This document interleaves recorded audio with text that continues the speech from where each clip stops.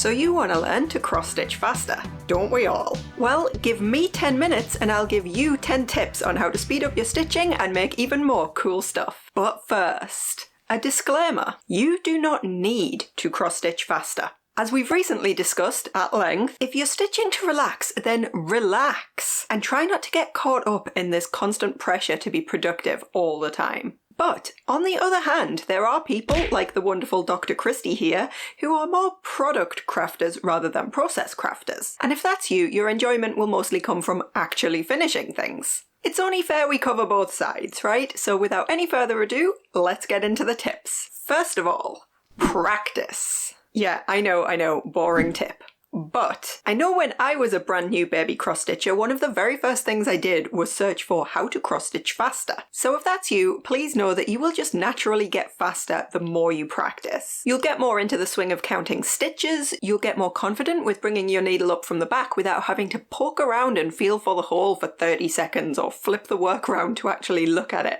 Cross-stitching is just like anything else and practice makes perfect. Tip 2 is to choose the right frame, or lack thereof. There are all kinds of frames you can choose from. You've got regular hoops, Q-snaps. I've heard a lot about these Nerge hoops lately. Your personal preference might end up being different to mine, which is probably different to the next person's too. It's a balance between finding something that's the right size and weight for you to comfortably hold, while also giving the best tension and working area for your stitching style. So if you're able, why not try all the options? And if you want to learn more about Q-snaps specifically, well, lucky you, because I have a whole video on those over there. But what if you don't like using any kind of hoop or frame at all? That's totally fine. I stitched everything in hand for years and still do when it's a relatively small project. Plus, stitching in hand has another huge benefit because you can adopt the cross-stitch sewing method. This is usually the #1 tip given in how to cross-stitch faster lists, and it's for a really good reason. If you can get comfortable with this, it can literally double your stitching speed.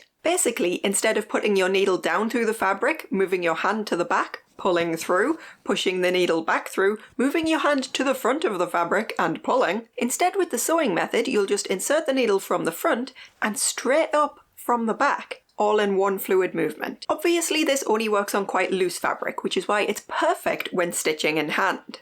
But if you do need to use a frame, you can still reduce your hand movements. For example, when I bring my needle up from the back, I won't bother pulling all the way through. I will just go straight back down and pull from the back. It's definitely not as fast as the sewing method, but I personally like using a Q-snap, so this is the version that works for me. Your mileage, as in all things, may vary, so just experiment and remember there is no wrong way to do it. Tip 4 is get a stand and go two-handed. If the sewing method isn't for you and you prefer the tension of using a frame, consider investing in a stand of some sort. I don't have one myself, yet, so I've recruited Dave to help demonstrate. With a frame holding onto your hoop or your Q-snap, you have both hands free. One in front of your work, one behind, no more switching from back to front with the same hand, and therefore much faster progress. There are all kinds of stands available these days for every budget, including cheap DIY versions made from PVC pipes. And you know, it's getting to that time of year when we really should be populating our Christmas wish lists. Tip 5 is you'll also want to choose the right kind of fabric. For example, I personally find it faster to stitch on even weave fabric like this because it's so thin and delicate I can easily see the needle on the backside and don't really have to think at all about where I'm bringing it up. I've talked to other stitchers who are faster on Aida because they can feel the defined holes in the stiffer fabric and not need to actually concentrate on looking so much at where they're bringing the needle up. I've never met anyone who says they're fastest on linen, but if that's you, hey, good for you.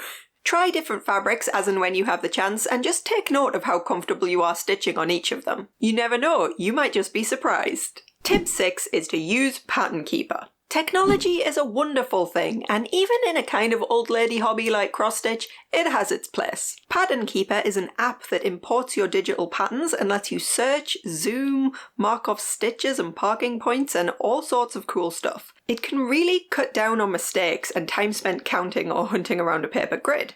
Plus, it colours in the picture as you go, and honestly, what could be better than that? I only discovered Pattern Keeper last year, and I made a whole deep dive video on my first impressions, how to use it, some basic noob questions, all that sort of stuff. There have been a couple of nice updates since then, but the fundamentals are still the same, so if you're interested, go check that out. Tip 7. Quit railroading. Yeah, this one's a little bit controversial. For the uninitiated then, railroading is basically the only advanced technique I've really ever come across in cross-stitch, which, let's face it, is a fairly simple craft. It's essentially just a way to make your stitches lie flatter and neater on the fabric by splitting your strands with the needle like this. So yeah, it looks nice up close, but even when railroading has become second nature like it has for me, there's no denying that it does take extra time. So the question becomes, is it more important for you to have stitches that look neat up close, or is it more important to you to stitch faster? And that's entirely up to you. For me, I spent years railroading everything by default, but nowadays it kinda depends on the project. If I'm doing big chunky stitches on 14 count Aida, yeah, I'll probably railroad sometimes. But on my full coverage with its tiny 28 stitches per inch, lol.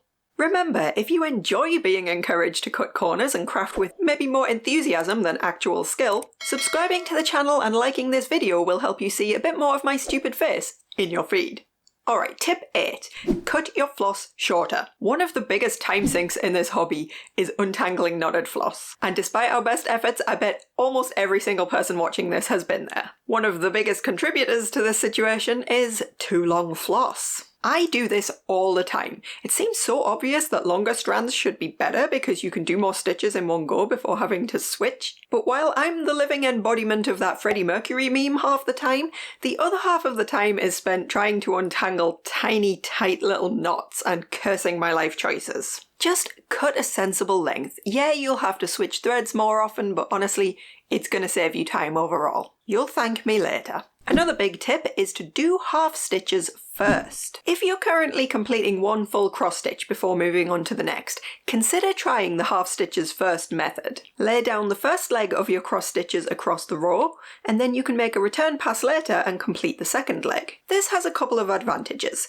First of all, it does tend to be overall a little bit faster, and it also uses a bit less floss, which is nice. But second, it lets you kind of sketch out the whole piece and find out much more quickly if you've made a counting error or a poor colour substitution or any other mistake that's going to need ripping out. Obviously, in the event of a disaster, you only have half of the stitches to pull out, and it is a huge time saver. And finally, tip number 10 to help you cross stitch faster is don't cross stitch. Yeah, you heard me. Look at this full coverage piece again. Notice anything weird about it? How about now? Yeah, those aren't cross stitches. That's tent stitch or half stitch, or whatever you want to call it, since I'm technically obeying the rules of neither of those. I don't care. All I care about is that I'm only doing one leg of each stitch and it still looks awesome. This is obviously more of a viable method on a high count fabric like the 28 count you've just seen, but remember, most stitchy projects are going to be viewed from a distance, so why not just try it out? You might be happy with the coverage on your fabric. You never know, and you might just save yourself literally half the time and half the cost of floss as well. So there you go, 10 whole tips that should have you cross-stitching a little bit faster. I'm sure there are plenty more out there as well, so if you have a tip that I didn't mention, please share down in the comments because I need all the help I can get. Thank you so much for watching.